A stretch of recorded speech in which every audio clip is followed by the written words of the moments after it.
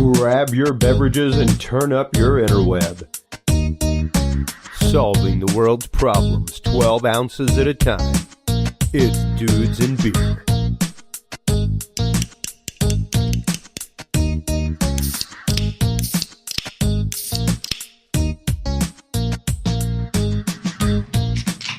Well, hello everybody, and welcome to episode 126 of the Dudes and Beer podcast. I am Chris Jordan, your host, coming to you live from the cave here, sorry about that, in Austin, Texas. With me, as always, is Stephen Bishop, as well as Julie Connolly. Hello. And tonight, our guest is none other than the DWI King himself, from 512DWIKing.com, Mr. Adam Reposa. We will be talking about the glaring issues in the justice system in America, from cases of police brutality to judges being bullies in the courtroom, what it's like to be on the receiving end of that whenever it happens, and what it all is. And just to give you a little taste of our guest this evening, here is a commercial that was produced for him a while back. America is about freedom. I'm Adam Reposa. And every time I look and I see somebody trying to stop Americans from enjoying their freedom, this is my truck. All I can think is, I'm a lawyer. Why don't you get in my way? I'm a lawyer. I'm a lawyer. Don't get in my way. And if you're prosecuting my client, this is my truck. I am a lawyer. And I'm Adam Reposa. Way. I'm Adam Reposa. With us on the phone right now is the man, the voice behind that, the badass lawyer himself, Mr. Adam Reposa. How are you this evening, Adam? I'm great, evening, everybody. Fantastic, Welcome That's to the awesome. So, I love that commercial, man. I found you a while back. A friend of mine, whenever I first started this show, a friend of mine was like, if you're looking for local people that really have a voice, really have something to say about what's going on in justice system in that realm, you need to get a hold of Adam Reposa. Right. And he was one of the first people that I had on my list as far as people to contact locally. And just here recently with our episode with Eddie Craig and stuff like that, and talking about illegal DWI stops, that kind of stuff, it was like, Adam does that specifically. That is what he does, is DWI defense, that kind of stuff. And to talk about the raging issues going on with that in our justice system, the laws affecting that, the illegal stops, like we're pretty much a 24/7, we'll stop you and test you city. It is a no refusal city period now. It's like all the freaking time. How does that affect us? And not only that, but what is it to actively be in the trenches on the daily, dealing with these issues in the justice system, seeing the injustices that happen toward people, and then being on the receiving end of that, as he has been in the past and now recently. So, I guess let's start off, Adam, with what brought you into the practice of law? What was it that made that little star shine in the distance and make you say, I want to go for that? Like, that's something that I want to do with my life, because that is a pretty sincere commitment. I would say my maternal grandmother. I just remember being young and having the clear message, you really like to argue. You should be a lawyer. Yeah. I heard that a lot myself as a child. I always got politician because I was trying to always mend the fences between my fucked up family. I got lawyer because I was always trying to weasel my way out of it. I was always trying to find that gray area. I remember even in the seminary, it was like, so technically I get a Playboy delivered because it comes in a brown paper bag and you'll never actually know what it is, right? Just always finding that loophole. And that's what a lot of people think lawyering is. But, there's some of that. But really it's more about understanding the law, the protections of the law, and how to enforce and demand your rights within that, correct? I mean, I would argue that is a component, but the reality is that any of you could do an overwhelming majority of my job. And what it is you've got to go to court and you got to say, hey, listen, here's the position that government is in. they're arresting way more people than they can give due process to. Yep. And so if we do it in, it's methodical, but it is kind of like the old British infantry where you just can march them out there and they get shot and then behind them is some more. But you make them utilize resources and you demand due process. That is actually the most effective predictor of getting good results for clients. But then the next problem is that getting good results for clients is not a reliable predictor of getting business and having a good reputation. Yes. The two things don't necessarily equate to the same thing.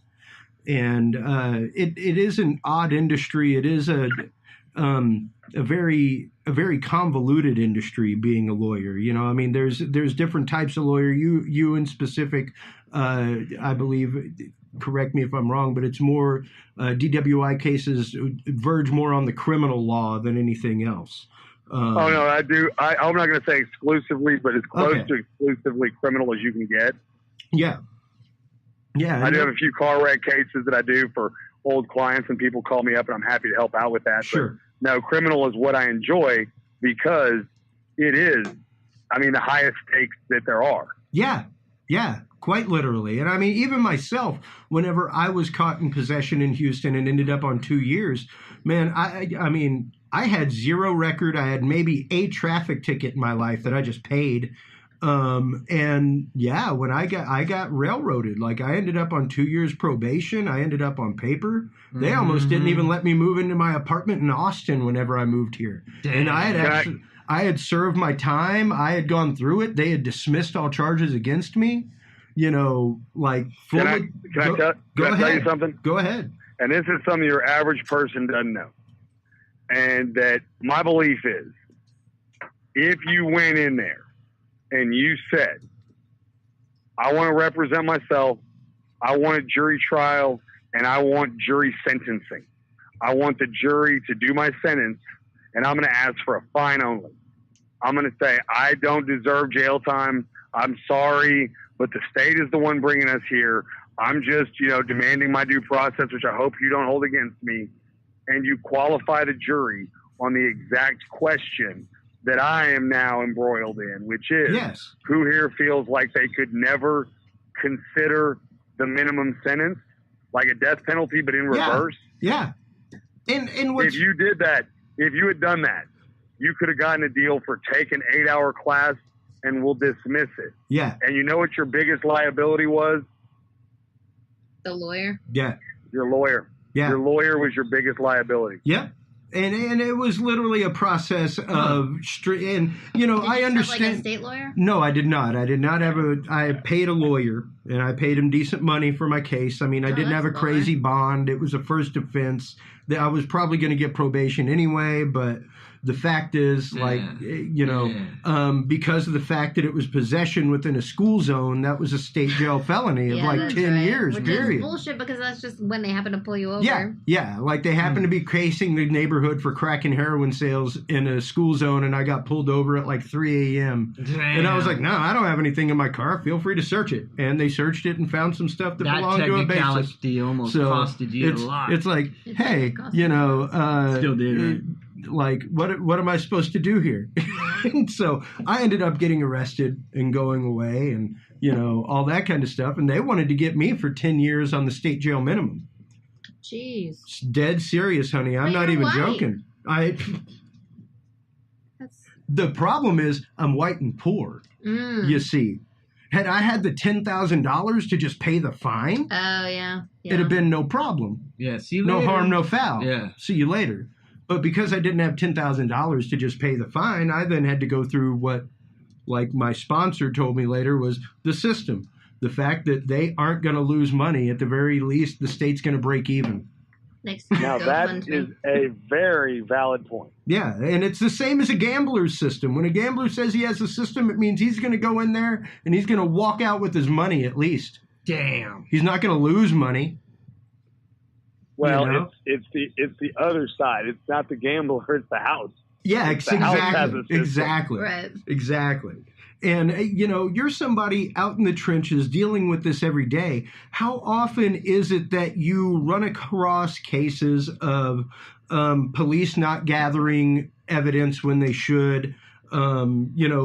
Just straight cases of police not treating evidence properly, things like that. Because I know right now in Austin, we've got a backlog, just in the rape catalog. I was going to say, the rape cases are molding, dude. Thousands and thousands of cases, and it's ridiculous. Many thousands. Yeah. That's an interesting question that you ask, because I would offhand say, my experience has been, and it's typically been, that most of the guys that you see testifying, and a majority of the cases that I've tried have been guys testifying from like APD, right? And that, the joke that we make is, do you know why you are a Pflugerville Police Department? Why is that? Because you can't get a job with APD. Right? Must be pretty damn bad. And well, but you know what I'm saying is they're typically not dumbasses. Yeah. Right? They're typically not, dipshits. Well, and so and that's it. Is that Eddie Craig kind of talked about that last week, where their training is literally. They'll recruit people of low IQ, but they will utterly teach them how to legally violate your rights. Right, and you got to be a little bit of a lower IQ to follow through on that. That's a separate question. Yeah, how much power they have. I'm just saying, compared to other, jurisdictions. Yep. APD has some very trained officers. Yeah. Right. And that's why they get people who are, they're not going to make it to the FBI, but they are going to be in, if you have a choice of, if your choices are going to be Oakland PD or San Francisco PD, guess what most people are going to want? I'd go San Francisco They're going to want San Francisco PD. Yeah. And Austin is one of those kind of gigs. Yeah. You know what I mean? It's a nice gig. It pays well, and you get to live in the city, and your kids go to the good schools, blah, blah, blah. Right. Yeah. And so makes sense. So, as far as going out and doing police work, but what you're talking about, which is an interesting question, is that when you do get these growing pains, and you do, by the way, make so many sexual assault investigations. Yeah. Yeah. Right? Because that's something no one ever talks about, which is like, hey, next question. Anytime a drunk chick says, I got raped, and it turns out that they're like, well, we're not going to do anything with it. And then how many times they're like, well, we're going to do a rape kit, but we haven't decided to assign a detective and actually indict it. Yeah. Well, now you've got to hold all this evidence, and you've got all this other work and things you have to do. And then eventually shit like this happens, and then everyone's like, hey, dude, you ain't got your shit together. Yeah. And that is a cost. Well, and so, that definitely happens, bro. They definitely have major, huge fuck-ups, which usually yield just kind of what I like referring to as shit falling off the tree. That's why I never plead guilty. Is that, you just show up and sometimes shit just falls off the fucking tree. Like, sweet, we'll take it. Yeah. Yeah. And falls off the tree. Yeah, it happens, bro. It does. Absolutely. Yeah, we fucking lost your DNA. Yeah. And that's why. Can we plead to 10? Can we plead to 10 right now? And that's why anybody will tell you. And that's why anybody will tell you that if you're not going to just do like me and just pay a traffic ticket off and be done with it, hey, if it's a couple $100 ticket, I'll probably go to court and contest it. Yeah. And try to see something. But the trick is, go to court. Go to court. Tape, and 9 times out of 10, they cannot. They can't pull the tape 9 times out of 10, especially in a city as big as Houston. My brother used to go down the toll road all the time, like down the HOV, and just cruise it. And they'd give him a ticket like once out of like 80 times, something like that. Once out of 80. And he'd show up to court at like 7:30 a.m. or 8 o'clock a.m. And that cop wouldn't be there. Yep. So I went to dismissed. one where they pulled the tape, but they didn't have a way to show it in court. So an officer went in with me to watch the tape. So he watched the tape with me. He could see that I was nowhere near a school zone, that we weren't in the same zip code as the school zone. He comes back to the judge and he's like, I saw the tape. What do you want from me? And the judge was like, okay, dismissed. I was like, all right. Yeah. Damn. And how often do you see cases from stuff like the no refusal weekends and things like that here in Austin? Because that stuff is, like I said, it's pretty much a no refusal city. All the Period. time. I was going to say, it's like Yeah. 24/7 almost now. How do you feel about that strike It's good for against the business. people? It's great for business. But, Well, I mean, I mean, I got kids and they're going to college. yeah. But yeah, no, I mean, it's hard to say because, I mean, how many partiers is a, 19-year-old kid's life worth? Yeah. And that really is the problem is that you come up with these rules and then you implement them across the board. And it's like, no, nobody wants to tell the truth, but there's a wide range of .08s in the world. Yeah. You know what I mean? And that I can trust me. You know what I mean? Like, none of y'all motherfuckers would have any clue I was at a .08. Like, I'm sure I'm at a .08 right now or higher. And we went into court and I started picking a jury. You'd be like, man, this guy, he is smooth. Like, how you doing, friend? Can I ask you a question? It's an important question. Oh, yeah. Right. Do you think the system is fair? And be honest, is it fair? And you'd be like, damn, he just got them all with, is it fair? Yeah. And that there's other people that, I'm sure, like my nephew, he's 15, and I'm sure if we got his ass to a .08, he'd be falling off the wall. Oh, Yeah. no Yeah, kidding. yeah. If you my got him to son a is .04, 15 right now, and he, .04. like, Humpty Dumpty fell off the anything, wall. He'd be just bananas past him. And and so you then take this broad brush and you say we're going to paint everybody with it. Exactly. And No. then, the truth is that this is really what happened. And then they can't push that hard. You have to have a way for people who are in a position, because you can get, and especially if they start taking everyone's blood, Yes, a exactly. bunch of .12s and 1.4s, Yeah. where the people Oh, look just shit. fucking fine. I just, And you have no idea whether or not their testing is completely reliable. yeah, But you know one thing. These people look just fucking fine. yeah. Right. And cops are arresting people who look just fucking and fine. not just that, it's the constitutionality of taking a blood sample on the spot to begin with. Can I ask a question? Go ahead. What is the Constitution? Well, I mean, the Constitution right now is pretty close to a piece of toilet paper, but have you read any of these old cases? No, I have It not. used to be a thing. No. It used to be a thing. Yeah. Where, like, what the fuck are you talking about? You can't take this man's blood. Yeah. He has a Right. Fifth Amendment privilege Yeah. against Right. Yeah. Exactly. Like, back in Exactly. the day, how Like, they I used can't- to view this shit compared to now, which Yeah. is like, well, he refused to answer any questions. I think I smelled alcohol in his breath. I want to take his blood. Fine with me. Yeah. Dude. Well, and that's just Like, it. I mean- It's literally evidence being used by you that you're producing to incriminate yourself with, like you said, is totally Fifth Amendment. That's a I plead the fifth situation. I'm not going to give you any evidence to actively use against me in a court of law. So, but Yeah. you're a lawyer, But though, you're talking, so you know, you're like, talking some 1950s shit. Right. I know I'm talking some Like revolutionary you're stuff talking some, in a modern you're talking day some, age. you might as well be talking pre-war shit, pre-World War II. That see, is.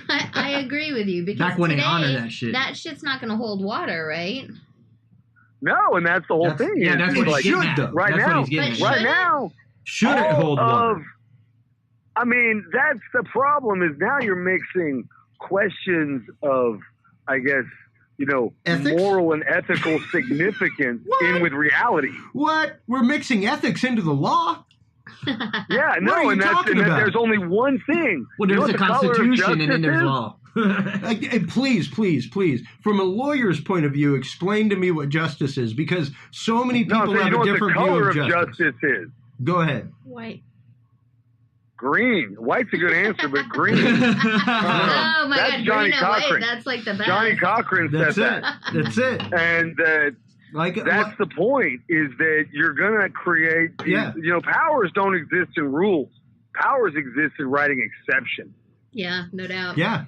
And that's what this system has clearly shown me, is this favoritism, nepotism, cronyism, elitism. Yeah. And that damn I feel much less worried. well, and that's what I've said for so long on this podcast is make no mistake, there is a racial issue in America, but when it comes to the justice system, it is absolutely it's a monetary, it's an economic issue. You're way more likely to get pulled over if you're a person of color, but if you're a wealthy person of anything, you're more likely to get away with it. Yeah. Absolutely. But you're way more likely to be put in the hot seat to like start I said, I spent a good $7,000 on lawyers over the time that my shit went on. I could have paid $10,000 and just been done with it. Right. Next time, call a But brother. you're not in that high of a category. I will. I ain't in those situations in life anymore in the corporate environment, fortunately. But it is something that, like you said, Adam, the color of justice is green in this country. I wrote a poem about it a long time ago where it's literally, if you got the money, you're out. Yep. You're out. You know? What if I said that America was founded on the idea that all men are created equal and we have slaves? Right? That doesn't work. That goes back all the way. Yeah. Like, that goes back all the way. You know what justice is? Is that idea that you can maintain two completely opposite ideas in dissonance, no doubt, and still dispense God's will. And we got a name for that bullshit. Justice. Yeah, and that's why in the post today, whenever I made it, I don't know if you noticed, but in the post that I shared with you from the website, I put justice in quotes for the justice system. Because whenever you're talking about the justice system, it's literally in quotes. It's an idea, it's a concept, but it ain't there in practice anymore. Let's get away from the idea, because the truth is that if you have a majority of the time, if you're going to court and you have a legitimate contention, you can get heard. And that's the idea of justice. Exactly. The idea of justice is that every man can go to court and his contentions be known, and that based upon a system of principled laws, they will be resolved and it will be decided, right? But yes, you look at money over time, and sure as fuck, people figured out not long after the goddamn Civil War, you could make a lot of money locking motherfuckers up. Yeah. And then they were like, straight up, we can do it. We can do the same shit now. We don't have to do it just based on fucking race. Oh, we can do it on drugs. We did it right after the freeing of the slaves with putting people into indentured servitude and stuff like that to pay off their debts. It was debtor's prison. Well, do you know what the exception clause is? I do, but explain it to the audience for us. Wait, I think Chris should explain it first. Yeah, right. Go ahead, lawyer. Go ahead, Adam. The 13th Amendment abolished slavery, but made an exception for duly convicted prisoners.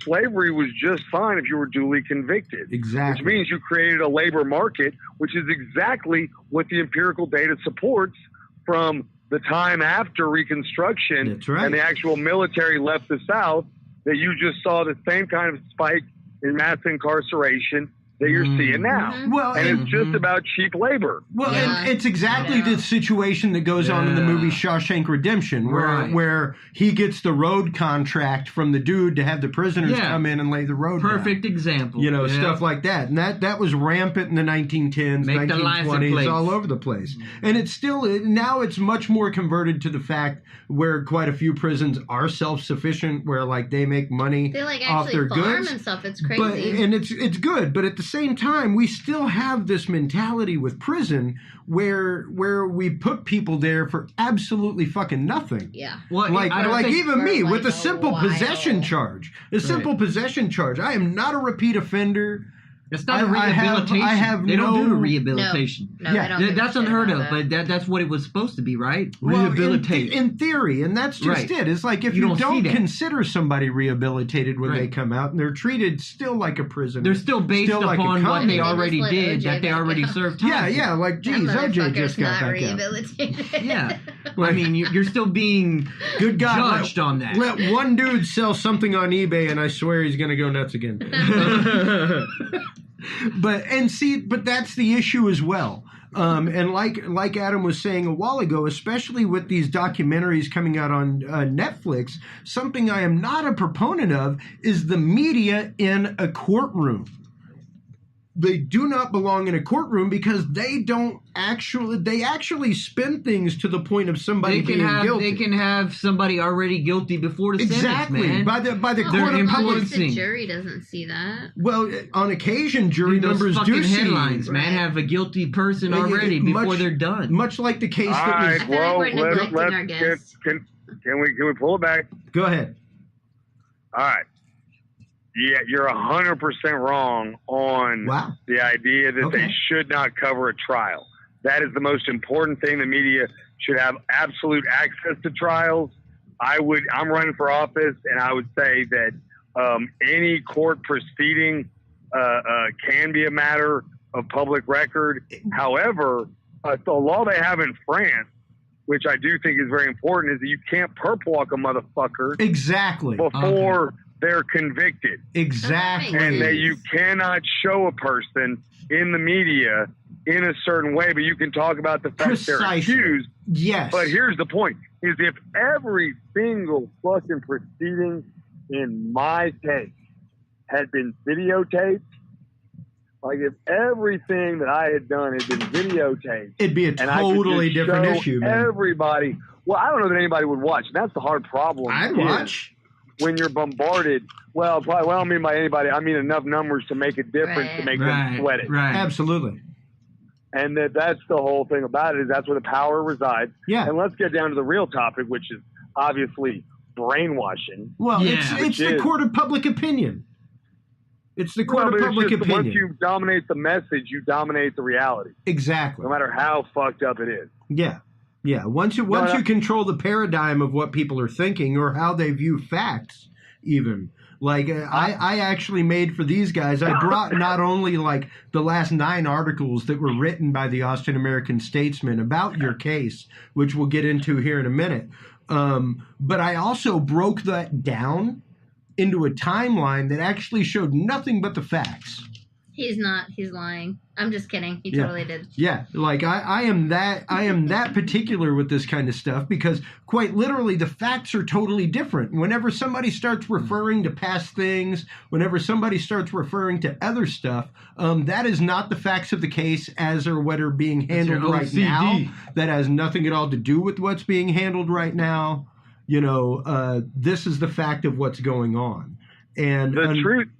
Go ahead. The absolute truth is I agree that is the role of the media, is to legitimize the countervailing or just de jure system. Yeah. Whatever's in effect right now is legitimate. Like maybe there's other guys that are coming in and they're trying to reform this or whatever, but what's happening right now, we are never as the media going to get up and say that all of this is not legitimate. Like that is never going to come out of the Cox Media Group or any group's mouth, because that was what I encountered. Was in my case, I had an opportunity. I called this reporter, like, you got to come check this out. Talk to these jurors, because I was talking to jurors in the hallway, and they were like, "What the fuck is going on? What is that judge doing?" And I was like, "I really think that she's going to try to hold me in contempt." And they're like, "For what?" And so I said, "Here, man, here's a reporter." I was like, "Talk to him." He wouldn't talk to him. Then when she actually, a week later, which is really absurd, like the idea of direct contempt is the judge says, "I don't have to give you a trial. I saw what you did. You're going to jail." Yeah. She sort of did this like, "Well, I saw you do a bunch of things and maybe you should go to jail." And so she files this thing a week later. And so I call him up and I'm like, "Hey, look, dude, this is fucked up. Here's the law and here's why you can't do it like this." Well, not all even he that. Does is bring up shit from 8 years ago. Yes. Like that's Yeah, all the exactly. article is. The Exactly. judge says this, and 8 years ago this. Like, Fuck that's that. all he brought up. Yeah. Exactly. That's and, history. And that's That's what I want done. to talk about. That's because, done. like, to be on the receiving end of that, not just from the media, but from the judicial system in which you work, the trenches in which you fight for the rights of individuals on the daily. And Can I to say be, one thing? Go ahead. Yes. Class B misdemeanor. Let's Yeah. keep that in mind. Yeah. Class B misdemeanor.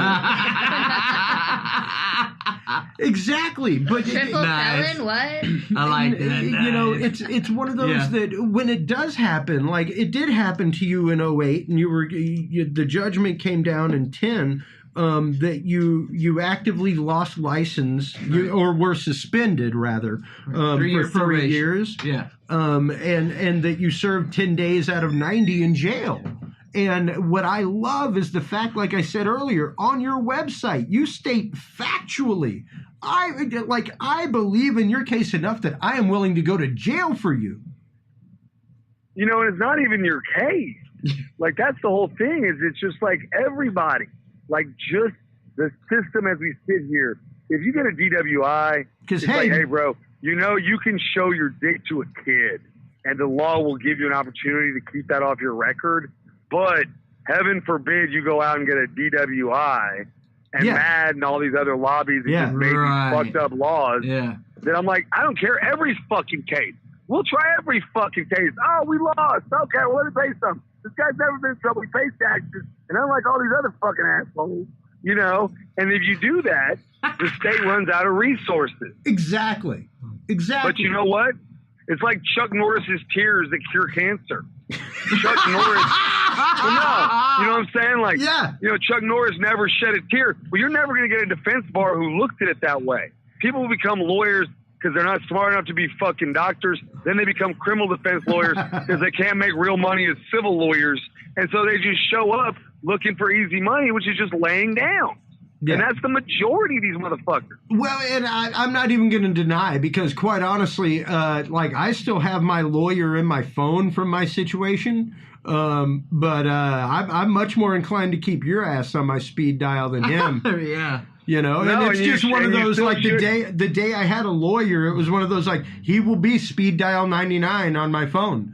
Like, absolutely, you know, even though he represented me one time friggin' almost a decade ago now, like, he is still, like, there on need speed somebody dial as just a- in case something happens, because As your legal counsel when you get pulled over. that's it. That's it.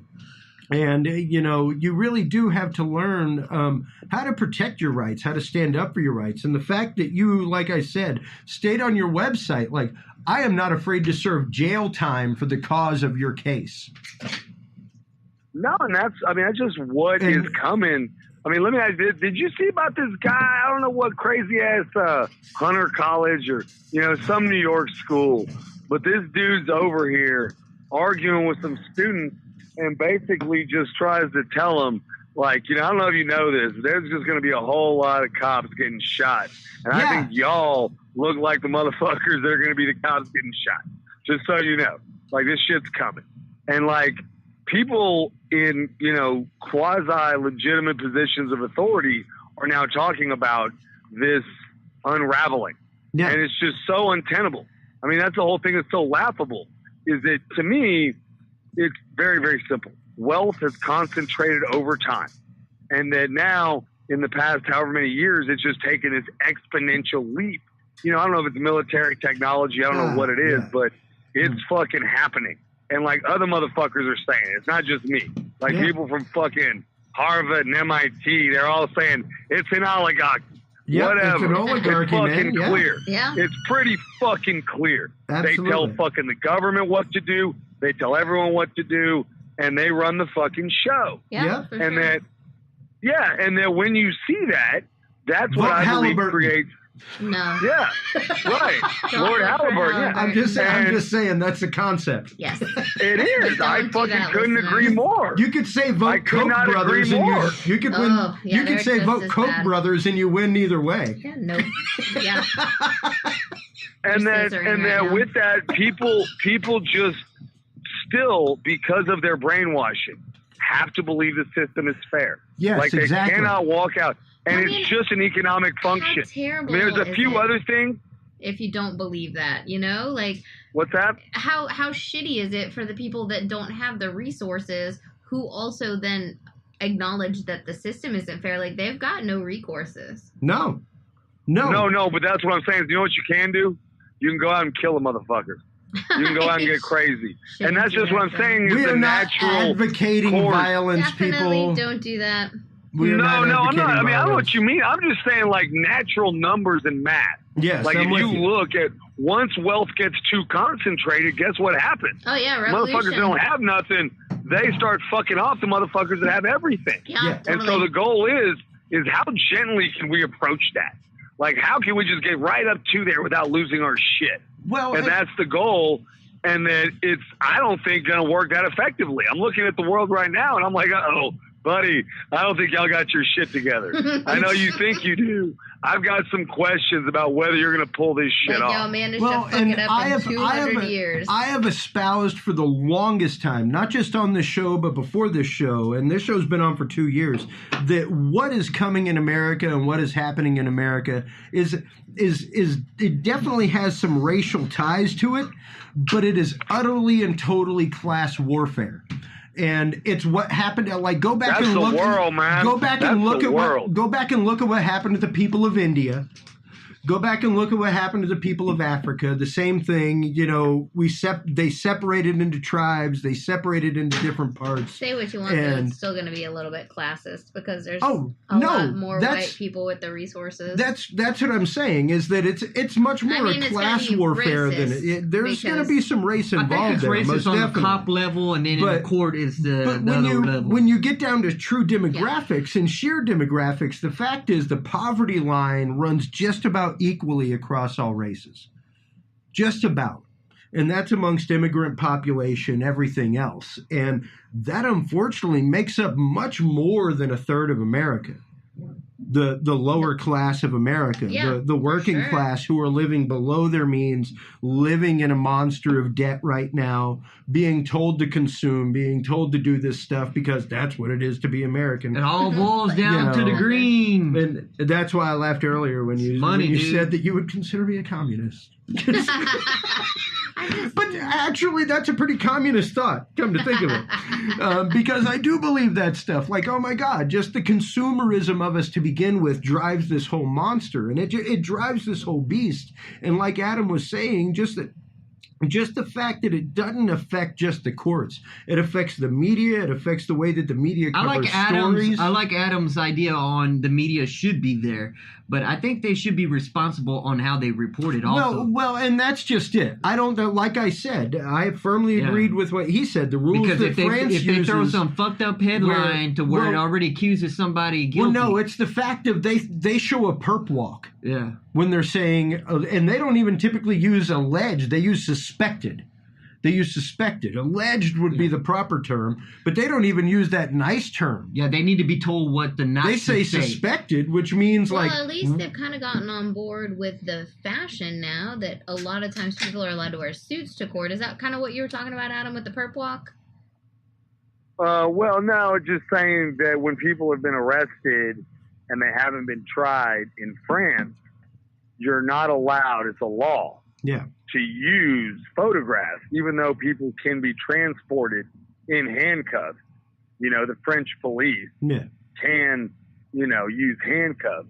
If reporters get pictures of people in handcuffs, they are under law not allowed to publicize those. See, I like that. I like that. And that's what I'm saying. Like that has one terrible picture on Facebook. That has you guilty already. We show that exactly. Yeah. We show that all the time on the news, consistently. There was an article recently says why have all the black people in the news are being arrested and it shows them in handcuffs before they're guilty. That already labels it. There's a great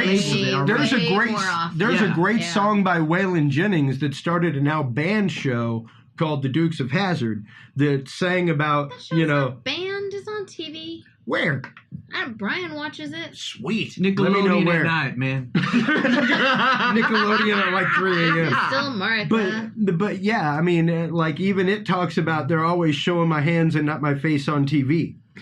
You know, Yeah. and that's the fact. That's what they do. If you see somebody with handcuffs on, your mind is already they're guilty. Go ahead. Oh, wait, is that a line from Dukes of Hazzard? You sure is, Bubba.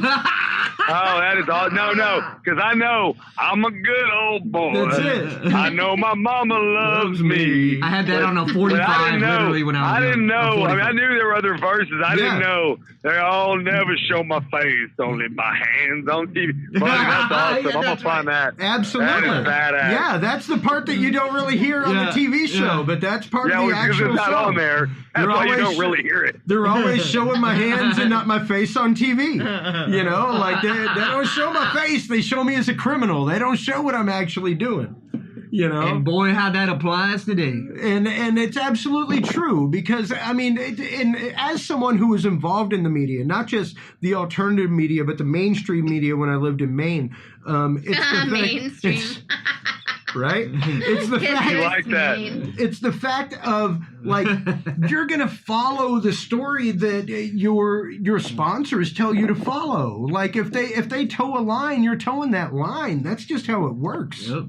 You know, No, and that's exactly right. That's the whole thing about it. And that's why I just think it's like gravity is that once wealth gets more concentrated, then absolutely you start to see every city has one newspaper, right? Yeah. There's no competing newspaper. There's one newspaper. Right. Yep. And then some big corporation comes and buys it all up. And that's the way it happens when wealth gets more and more and more concentrated. Yeah. And it's so obvious to me, but I'm just waiting because no one else, like that's the whole game is that now you have to brainwash people into thinking like, no, it's not that big of a deal. The fact that there's these people that are this rich is not that big of a deal. Yeah, no, it's not that big of a deal. That 1% is that 1% is deal. like massive. It's insane massive. That 1%. And that is the function of the media, and that's what they've invested in. Yeah. And you know what the only thing that is going to counteract that? What? Broke dicks with nuts and killing people. I'm just saying. Sorry to go back to it. I'm just saying that is the natural correction. Utter revolution. Again, Dudes of Beer is not a proponent of the utter revolution. I don't have nearly the ammo to sustain another revolution. I have zero ammo. No. But You can that's come the to whole my house, thing Julie. is that I would bet you I'm money that fairly you're rich, going to I'm start fine. seeing. We'll barbecue vegetables and teach you how to shoot a gun. No, these ants, because look, it ain't going to be me. It ain't going to be me out there with Antifa and shit. Me neither. Okay, I'm going to be on the sideline with my megaball, you know. Huh? I'll go out with Antifa. Did you say Queen Latifah? I'm not saying they can't come to the Fire and Ice Pizza Bar and have a free pizza. I'm saying I'm not going to be out there. That's it. I'm saying, like, I got kids, and until it gets to that point, we're not to that point. And right now, we're not to that point in my mind. Right. But apparently, other people want a dipper. And I don't mean to quibble. You know what I'm saying? I'm like, hey, everybody has their own view of the world. That's it. That's right. Certainly, That's it. some of them are a lot more dire. And you know, that's a lot of the reason why I left the media I was involved with was it just you know, I couldn't anymore. But you know, there is so much that goes on. Like even right now, let's start getting into a little bit, Adam, just to give people, because we've talked about you being in the trenches for the rights of other people, and the fact that you state even on your website that you will gladly go to jail for your client if that's what the case need be. And you've shown that on not just one but two occasions where within a court of law you have been found in contempt on behalf of your client and pointing out foibles in the system, things like that. Let's go into that a little bit. What was it like the first time in 2008 whenever you were faced with this situation? Well, you know, what's interesting is I had no fucking idea what I was doing. Really? Yeah. I mean, the thing is that one of the crazy deals about contempt is that it's like a fucking Sasquatch riding on a goddamn unicorn. Doesn't happen very often. It's like a great white buffalo. I seen that Pegasus. That was in Chris's backyard the other night. Woo. Yeah. Yeah, and explain that to our audience, what you mean by that. Because they got these goddamn devices, right, that do what's known as gas chromatography and infrared spectroscopy. Yeah. And they can determine any fucking substance on the planet. Oh, yeah. And tell you exactly what it is. Wow. And define very clearly any fucking thing. And if it's defined chemically in the health and safety code, guess what, motherfucker? You're guilty of a felony, right? Yeah. Or you're guilty of a misdemeanor. Yep. But contempt, on the other hand, is like, well, all right, there's a judge, and she felt like her authority needed vindication. Like, I don't know what that means. She felt like her authority was in question by somebody. Throwing out a question that I know has been asked of juries. I mean, whenever I told my case to a buddy of mine years ago, he was like, BS, dude. There's no way that's what happened to you.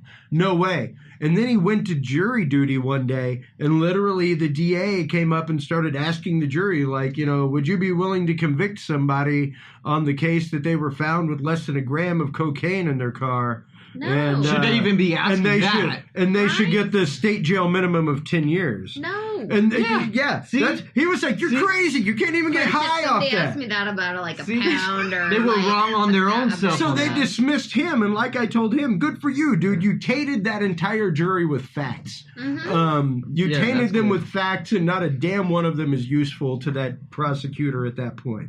Good for you for being kicked out of jury duty and actually educating some people to a fact. And it took some chutzpah on his case to do it. But until that point, he literally did not believe my case. He didn't believe that a first-time offense with less than a gram of a substance would get you a 10-year state jail felony. And you're a substance. It wasn't like black tar heroin either. Wow. Not that it fucking matters. Hey Adam, when they stopped that whole thing, when the jury came back and all, did she announce all, like, at that moment, like, okay, you're in contempt at that point? Did she announce that? Or it was quite a while later, wasn't it? Or was that later? A week.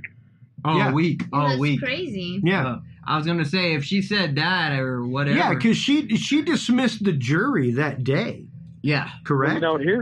Here's something that I think is digestible, is that a cop cannot tell you you're under arrest.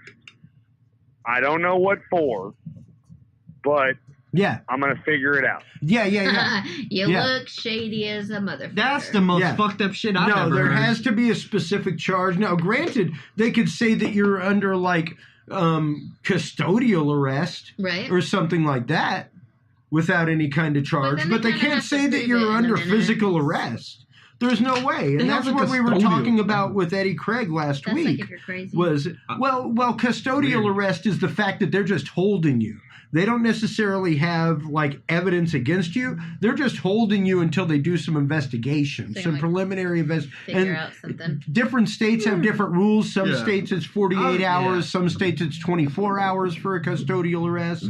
That kind of stuff. But once again, that has to be specifically stated to you that you are under custodial arrest, not under arrest. And if you're under arrest, you are legally... I never heard of that in Texas. You're legally entitled to know what you are under arrest for, what the charges are against you. Otherwise, how the hell are you supposed to talk to friggin' legal counsel and get yourself represented?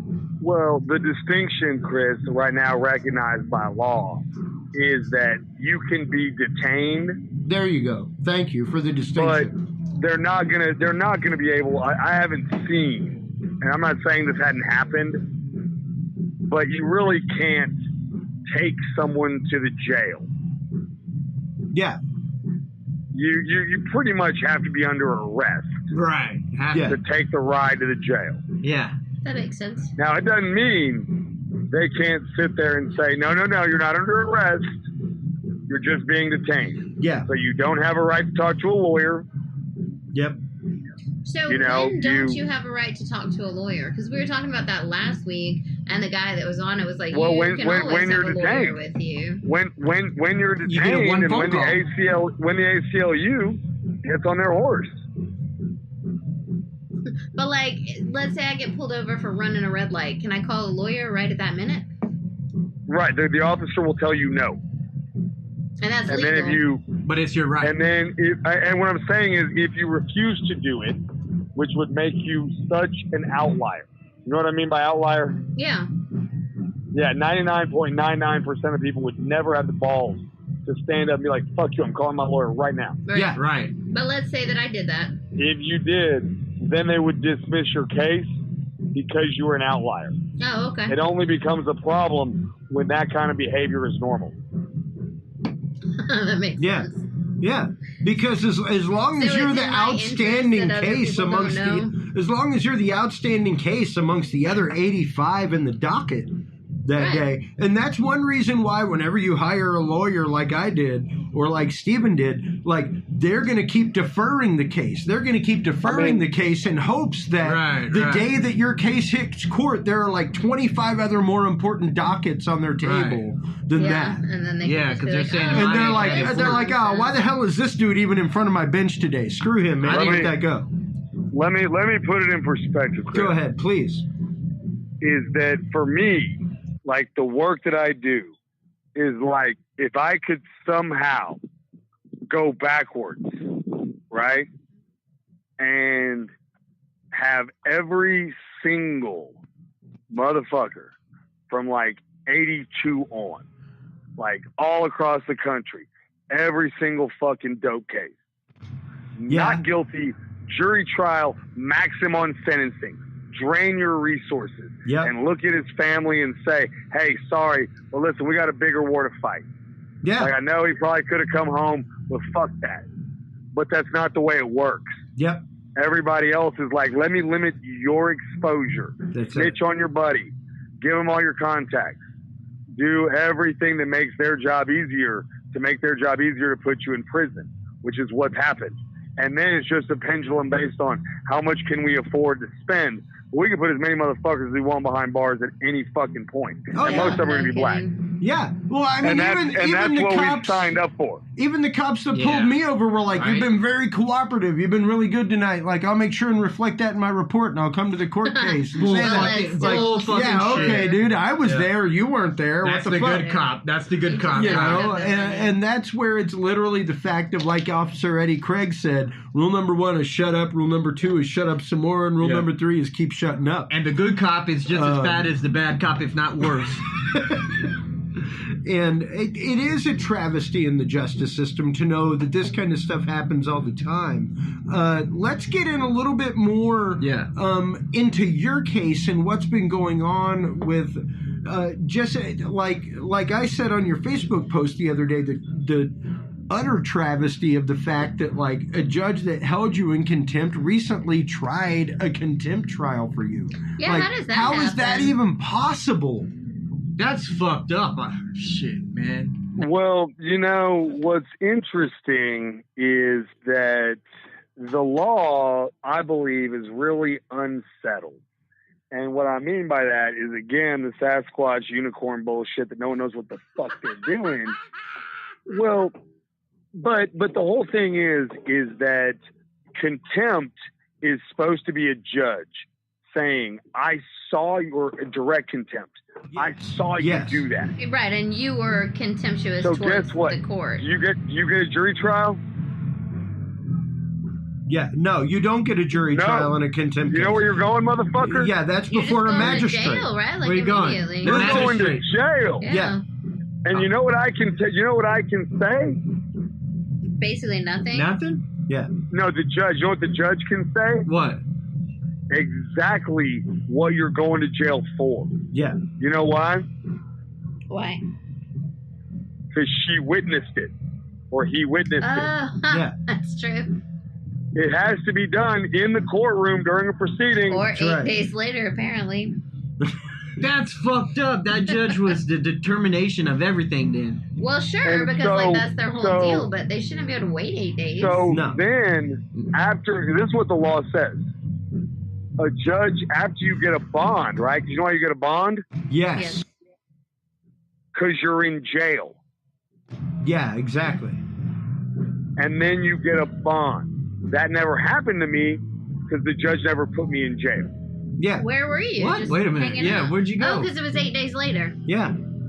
Yeah. She No, let when me you're walk found out of in court. Yeah, when you're She let found me in walk out of contempt, you're court. supposed to be put into bonds Right. immediately and taken out. Yeah. She let him walk out of court. Right. Thank you. What else, Adam? And then spent a week trying to figure out what she was going to, allege. Right, what Yeah. she could nail you with. And that's what happened. Yep. Yeah. And then I showed up, and it's like the same motherfucker who was appointed by the judge the last time. Yeah. And that he's there just to determine guilt innocence Yikes. with no authority to determine sentence. Yeah. But I was never put in jail, so someone had to do it. What the fuck? The same person? Yeah. But I think, I don't know, the sentence isn't out yet, and it's been 7 days. It has been. And that's why I wanted to That's have gotta you be so on, was stressful. because this was something that is like Well, fresh in the news, say, I happening doubt, right I doubt now. he's listening to Dudes and Beer. Right. Yeah. Probably not, but maybe Thanks he'll a lot. listen Thanks to a it lot. I later. like that. I'll add him. I'll put him on Twitter. If I you did a want. lot of blasting earlier. I mean, but if he is, like, I'll tell you straight up what I told my lawyer today is like, Yeah. this dude likes to play rough, which I respect. Oh, And seems like I think that, like, looking at it like big picture wise, I think he sees my position, and he doesn't want to be the kind of guy that's like, hey, if a judge wants to say fuck you, you don't get a chance to talk, you say thank you. Nobody Yeah. wants to be that. Right. You have a Yeah. right to a lawyer. A client has a right to a guy that can get up and talk, and the judge is trying to stop me from talking. yeah.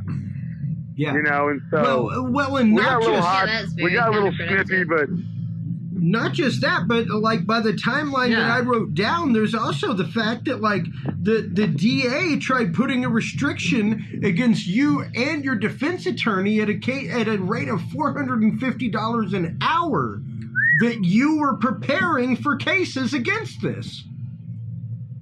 well, what's funny is And until we get a that is final like a judgment. crazy friggin' injunction. That's insanity. That is insanity. No, they were definitely having fun. Yeah. Right, Oh, right. yeah. No, I mean, they're utterly, and that's why I said in the description of this, making a Yeah. joke of the Well, no, bench, that's making why- a joke of the system, Right. because like That's they're why I utterly wish- using this to their own fun. Go ahead.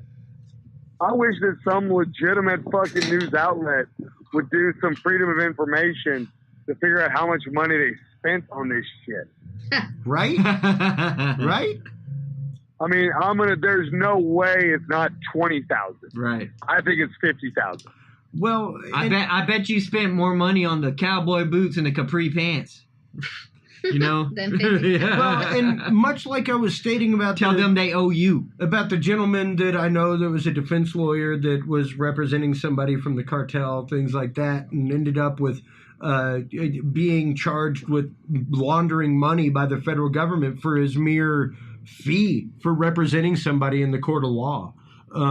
Like that kind of stuff is used frequently to shut people down. And whenever you're talking about someone who wins regular court cases on drug conviction, wins regular court cases on marijuana possession, whenever you're talking about somebody like Adam Reposa, who on the regs wins DUI, DWI cases Right. because of the law, because of the way the law is written. I feel like there's a little click, they're man. definitely targeted And see, by the system I that's feel trying to Adam's ticket being people. targeted. Austin Adam's especially targeted, dude. has a little click with everything. Yeah, I mean, dude. With the police force, Yeah. the government. If you're not I in that mean, clique and you're a rebel, they're gonna go after your ass, and they're trying to Yeah. set an example with Adam. I feel.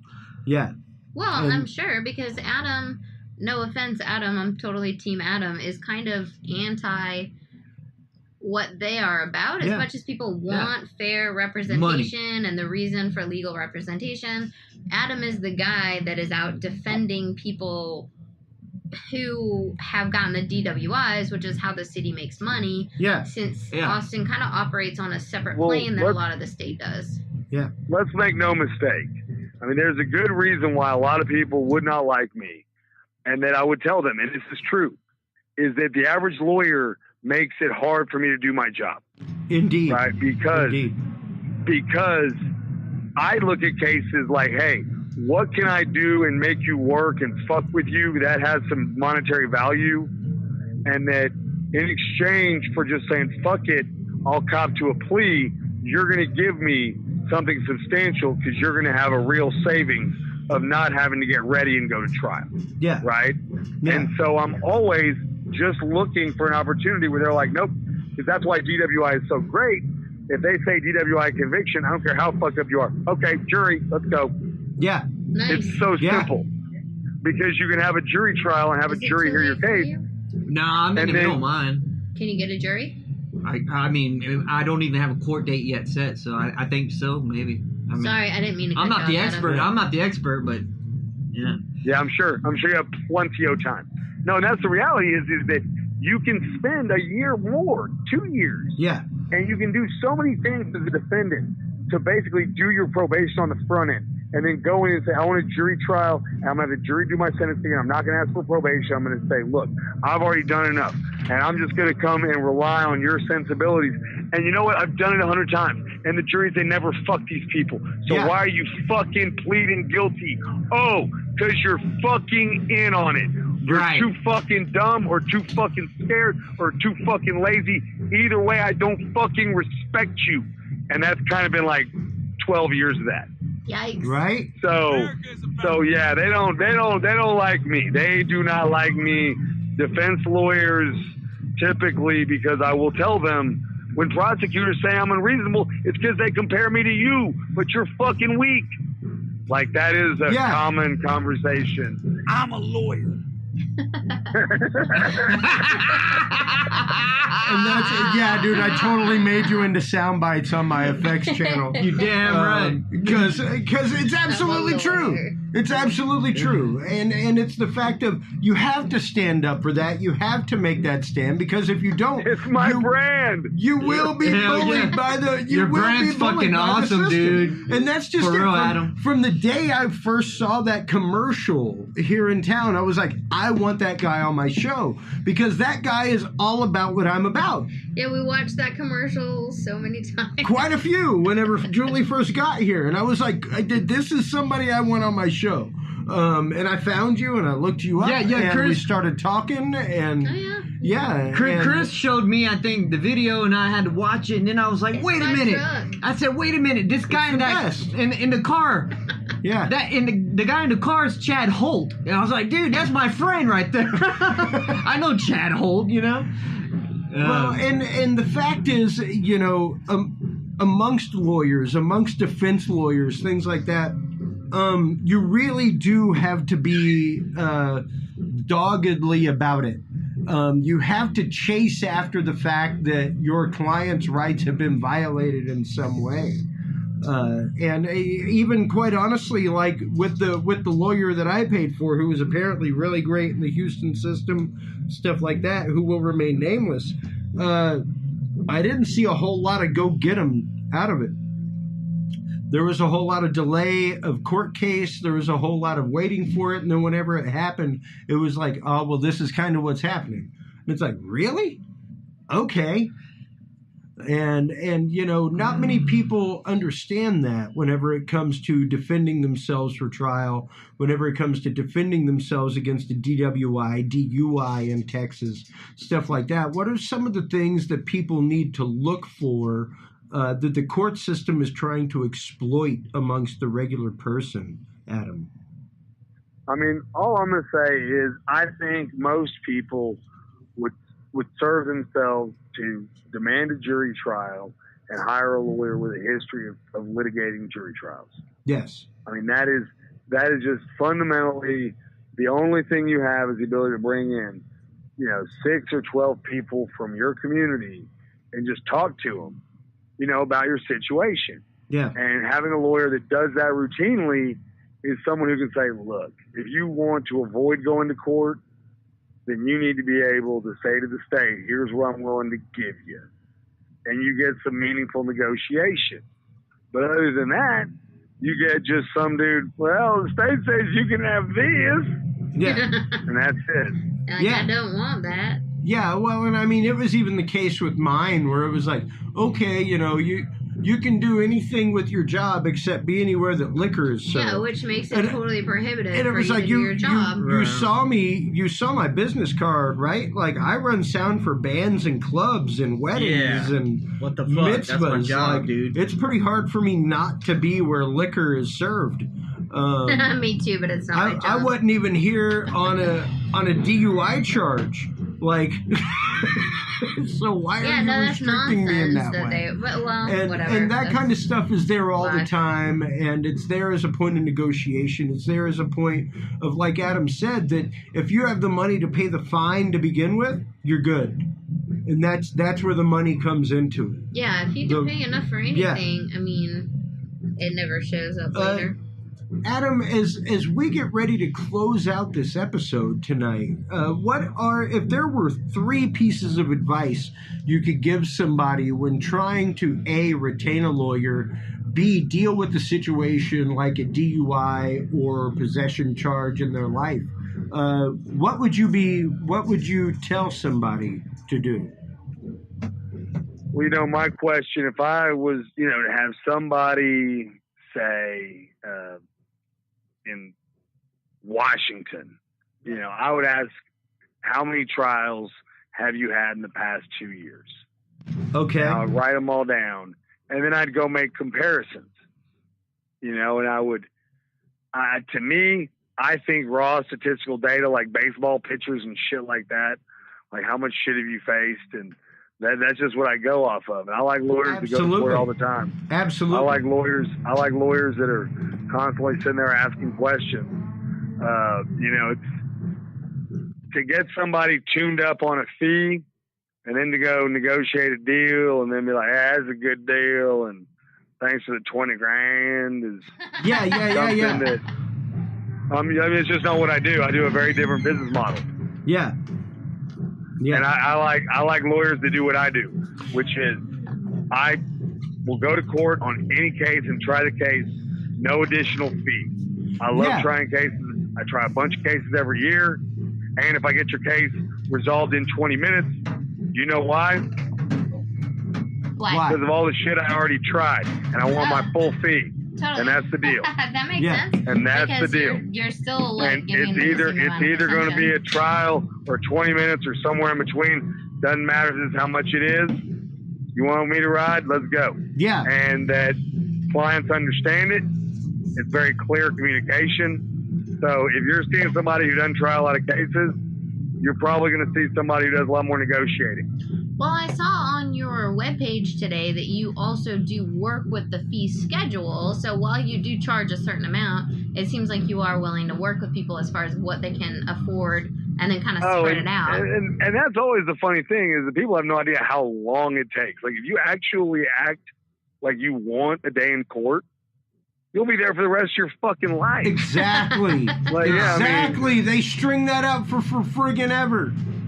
Oh, anything that favors wealth concentration will be favored. Yep. Yeah, I was going to so say that's in access their to best due interest. process, you have to fight for. Yeah. God, what a world, right? No, it's just the brainwashing. Yeah. I mean, Yeah. the ideas that we have about how things work is not how they work. It's how they're supposed to work. It's not how they work. Well, Yeah. it's How they work is actually very different. I didn't mean that as How like they a work positive. is what percentage of people with good fucking dope cases and DWIs they could fight cut deals Totally. for various reasons, not wanting to come to court, job, time, money, whatever. Mm-hmm. Yeah. What percentage? 10, 20, 30, 40, 70? I'm going to say 70. I'd say close to 60, yeah. So I'd say 90, but yeah. I mean, it's hard. Nobody's got a lot doing more of them than I do. I was gonna say all of them. Yeah, no doubt. No, I know. Cases do get dismissed, trust me. Cases do get dismissed. It's all about the fucking All right, money. Yeah. And that's just it. It's about what the political cycle is, what's going on with the DA at the time. Is it an election season? Are they trying to be hard on a certain topic? You know, I mean, it goes into so many permeations of not just the law and how they practice it, but politics and local politics in general. Like the DA that came in Houston right after my DA was apparently really soft on a bunch of stuff, and they had like That sucks. Yeah, You're like, and where then were you not 5 only minutes that, ago? but they also had like, you remember I served an extra year because there was a positive urinary test that happened, and then it came out like 6 months after I was off probation in Houston that there were like tens of thousands of cases in Houston where urinary tests had been tainted, I'm not and it was like, surprised. oh my god, I had a super sweet baby positive Jesus. court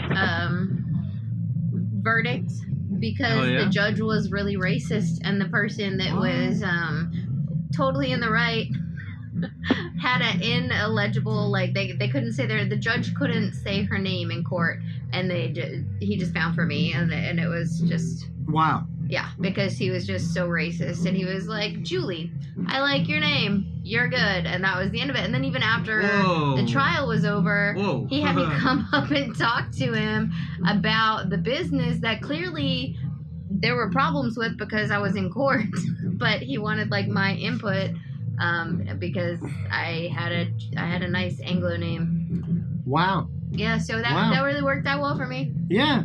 Which is terrible, and it shouldn't have. Yeah. But I mean, whatever, it's fine. I'm glad that it did.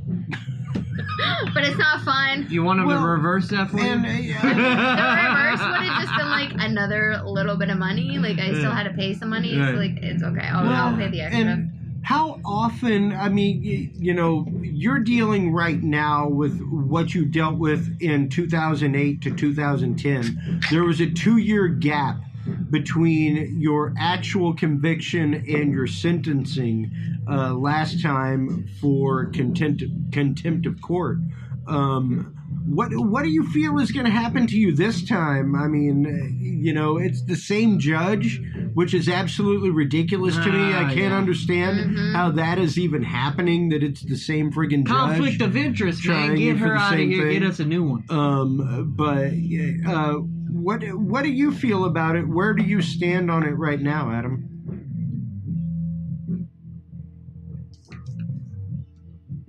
Are you still there? Oh, sorry about that. Just walking through the house. No worries. Yeah, like I said, what do you feel right now about the present situation with your finding of contempt and the waiting on the actual sentence? Because you've dealt with this before in the past. Like I said, on your website, you say you're fully willing to go through this for a client if that's what the case takes, because there are issues in the system that need to be pointed out. So where are you right now? How are you feeling about things? I mean, I personally think it's fine if they want to sit there and sit on it forever. It doesn't really matter to me. It's hard for me to see how, if you're going to give somebody a bunch of time in confinement, you're going to let them just go walk around for another couple weeks or months. Yeah. So I think that, to me, the message is clear, but that's just my opinion. Maybe I'm being naively optimistic, but I think the judge is saying, I'll tell you one thing. The judge's finding is fine. He crossed the line. We agree. Past that, Sure. nothing to say, and walked off. Past that, nothing. Yeah, and that's what's odd, is that beyond that, there's nothing. There's just that, and right now you're kind of hanging in limbo as far as what any kind of restitution is, what the judgment before you is, what the punishment before you is. With what you faced and served last time, are you expecting the same kind of outcome with this case? No, I mean, that's what I was saying. I mean, my expectation, and again, I mean, I had a judge tell me that very good lawyers have said, I'm going to get 180 days and a fine. Like, there's people who are all over the map. Yeah. So my personal expectation is that, given I was there in court and given how long it's been, that you become less inclined over time to incarcerate someone. if there was a need to incarcerate them, you would have done it right then. Exactly, Yeah, exactly. you're no You'd have longer a declared threat it to immediately. anything. Right. So, Yeah. you know, and I think he wants to put this out there to kind of keep me in line a little, maybe. I don't know. We'll see. Could come Such out an tomorrow. asshole thing You know to that do to that Anyway. keep you in 10 line. days that Wait, 10 when do you find out? Who knows? Maybe Yeah. never. So Oh. we'll talk again next time, and I thank y'all so much for having me. Oh, on. no, Yeah. absolutely. Like, we definitely Let want to us keep know how abreast this of your all shakes situation. And we definitely want to have you on just to talk about general legal situations in general. You know, stuff It's been a lot of fun. it's been fantastic. Thank you, It's Adam. been Good more luck than with informative. everything. And- We're hoping for the best for you. yeah, Godspeed with everything.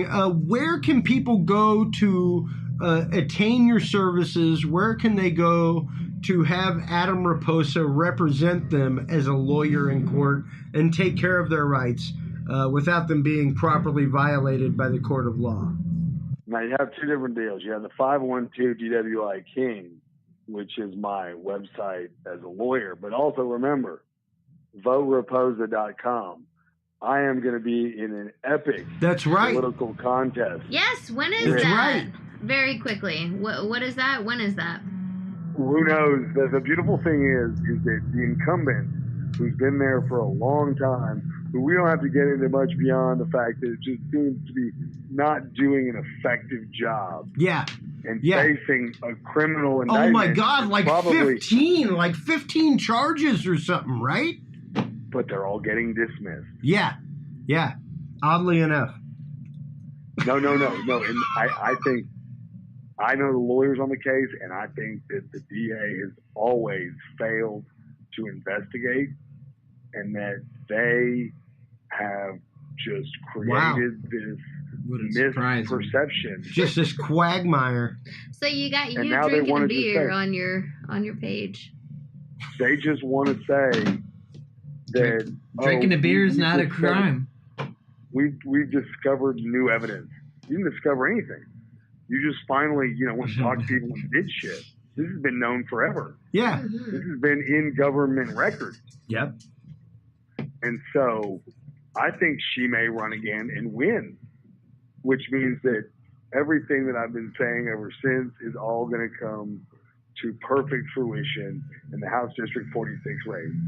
Yeah. And we'd love to have you on to talk about that, to talk about the upcoming Hey, Adam, race, you should come in talk sometime about to all the that studio. kind of stuff. Yeah, you should. It's Yeah. fun in here. Absolutely. We're sponsored by well, Hobbs we- and Gray, and you can enjoy this too. We'd love to have you actually in studio next time if it is a possibility. Only Tuesday nights. Well, I mean, we could do something outside of Tuesdays and release it on a Tuesday night. We'll figure it out. We'll get Yeah. in touch. 'Cause No, most Tuesdays- definitely. Most definitely. Because All right, I good. fully Good luck, understand And that, lady. that things are more than busy. So thank you so much for Thank being you. a part of the show tonight and for being on the show talking about your present situation and what it is to protect your rights Good in luck. the court of law, Adam. Appreciate y'all. Absolutely. And please, everybody, go to 512dwiking.com to check out the services of Adam Reposa. He is definitely a man that will fight for your rights. He even states on his website, he will go to jail for your rights. And that has been proven more than once. So until next time, everybody, for real. Take care of yourselves. Be good. And if you can't be good, Be good at it. We'll talk to you soon. Bye-bye. Thanks for listening to this episode of the Dudes and Beer Podcast. To listen to our audio streams and chat with us live, download the official Dudes and Beer app for both Android and iDevices, available on the Google Play and iTunes markets. For more episodes, content, and information, visit us online at dudesandbeer.com. You can also find our episodes on Spreaker, SoundCloud, YouTube, Stitcher, or your favorite podcast service. Thanks for listening, everybody, and until next time, drink responsibly.